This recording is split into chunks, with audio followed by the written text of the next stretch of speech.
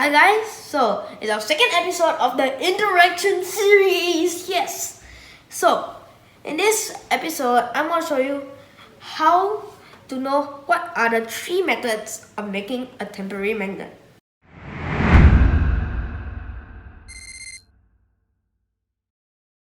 Magnetic materials can be attracted by a magnet. Non-magnetic materials cannot be attracted by a magnet. So they say materials can be magnetic, which are iron, cobalt, nickel, and steel. And non-magnetic materials can be metal. Yes, there are some metal which cannot be attracted by magnets, which are gold, silver, copper. If you know what's copper, right? Copper is a type of metal which is used in wires, right? Am I correct? Yeah, it's used in wires. And aluminium, if you don't know what's aluminium, it's aluminium foil. Yeah, the one where you use to wrap food around.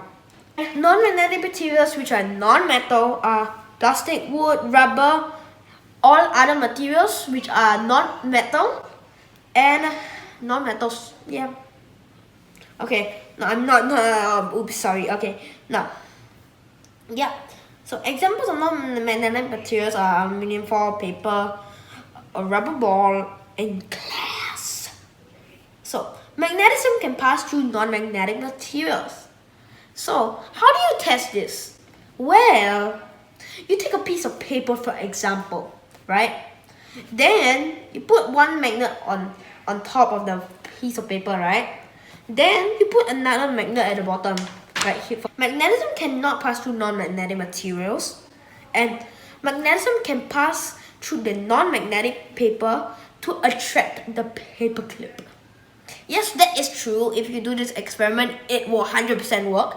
Magnetism cannot pass through the magnetic steel sheet to attract the paper clip. So if you just put a steel sheet there and you put a paper clip at below, right, it won't attract the paper clip because, well, it can pass through magnetic materials.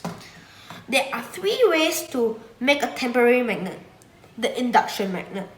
The induction method is, you can see right here, guys. So this is how you do it, right? You take one paper clip, right? Then you place it on your magnet like that, right? You see, right, like this, right? You can see, right? Yeah. Then you take another magnet, right? Place it below the paper clip. It attracts. But if I take out the magnet, just wait for a while, it will drop. So guys, hashtag, right? If you do this experiment, right, if you don't see the paper clip falling down, right, do not worry that you have just magnetized your paper clip. You don't worry, okay? Just don't worry. It just takes some time for the magnetism to flow out. The first paper clip is turned into a magnet by being attracted to the strong magnet, which was this, right? However, the paperclip loses its magnetism the moment it is removed from the magnet. The stroking method. What is a stroking method? Just take something, for example, an iron bar, right? So just stroke around like left and right, like in an oval shape thing, right? So this is done by using one pole of a magnet to stroke the magnetic material in one direction for at least 20 times. The magnetism of the temporary magnet, in the case, the iron bar, right over here, will remain even when the magnet is taken away. To make the temporary magnet stronger, stroke more times.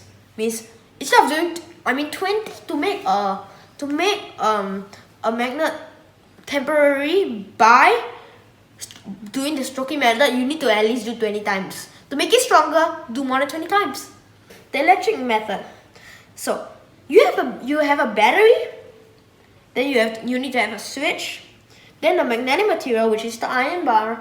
Everything is shown at the back, by the way, right? You have to coil it around with some wire. on the switch, it will attract paper clips, anything which is, well, magnetic.